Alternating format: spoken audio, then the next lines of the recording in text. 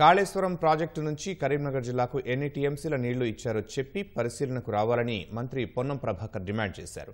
వర్షాకాలం నీళ్లు వస్తున్నాయి, మేము కడితేనే వస్తున్నాయని చెప్పుకునే ప్రయత్నం చేస్తున్నారని పొన్నం విమర్శించారు. ముంపు గ్రామాల సమస్య పరిష్కరించకుండా ఇప్పుడు ఏ ముఖం పెట్టుకుని వస్తున్నారని ప్రశ్నించారు. 7 నెలల కాంగ్రెస్ ప్రభుత్వాన్ని విమర్శిస్తున్న మీరు 10 ఏళ్ల పాలనపై చర్చకు సిద్ధమా అంటూ సవాల్ విసిరారు. గౌరవ టీఆర్ఎస్ ప్రజాప్రతినిధులు కొంతమంది మా జిల్లాలో ఉన్నటువంటి మిడ్ మానేర్ ప్రాజెక్టు సందర్శనకు పోతా ఉన్నారు. ఈ సందర్భంగా వారిని అడుగుతా ఉన్నాం. సో ఈ ప్రాజెక్టుకు సంబంధించి నీళ్లు వాస్తవంగా 2 టీఎంసీల కొరకు తీసుకున్నటువంటి ప్రణాళిక, కానీ దాదాపు 2000 కోట్ల చిల్లరకు సంబంధించిన నిధులు వృధా అయ్యే విధంగా 3వ టీఎంసీకి పనులు తీసుకున్నారు. ఇలా ఏ ముఖం పెట్టుకొని అక్కడికి వస్తారని అడుగుతాను. మేము అందరం కూడా కలిసి ఇలా ఆశ్చర్యం అనిపించింది. గౌరవ కేసీఆర్ గారు కూడా శాసనసభకు వచ్చాడు. చాలా ప్రతిపక్ష నాయకుడు మా విజ్ఞప్తిని, మా డిమాండ్ను, మా కోరికను మన్నించి వచ్చిండు అనుకున్నాం. హ్యాపీ. బడ్జెట్ ఇంకా ప్రవేశపెడుతున్న అనకముందే వీరు నిష్క్రమించిండ్రు.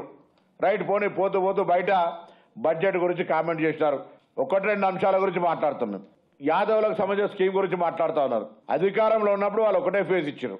2వ ఫేజ్ ఇయ్యనోళ్ళు మీరు గొర్రెల స్కీమ్కు ఏదో జరిగింది అని మాట్లాడితే, దాని తర్వాత మీ టైంలో 85,488 స్ట్రీట్ల టీడీలు కట్టిన యాదవులు 2 ఏళ్ళు 3 ఏళ్ళు మీ దగ్గర పెట్టుకొని ఇయ్యాలంటి వరకు కూడా మేము వచ్చినాక వాళ్ళకి పైసలు ఇచ్చేసాం. కొత్త స్కీమ్ వస్తుంది. అది పాత అంతా అవినీతి జరిగింది.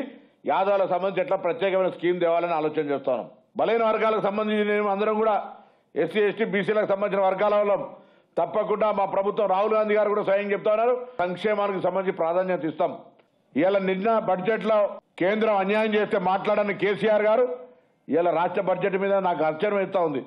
అంటే ఒకవైపు బీజేపీని మౌనం, ఇద్దరు మీకు అక్కడ ఉండేటటువంటి స్నేహపూర్వకం ఢిల్లీలో చూస్తే గల్లీలో కూస్తూ, ఇటువంటి పరిస్థితులలో కేసీఆర్ గారు మీరు సభకు రావడం, ప్రభుత్వానికి ఏదైనా అనుభవం ఉన్నటువంటి ముఖ్యమంత్రిగా సలహాలు ఇస్తే తెలంగాణ ప్రయోజనాల కోసం అందరం కలిసి ముందుకు పోయేటువంటి అవకాశం ఉంటుంది.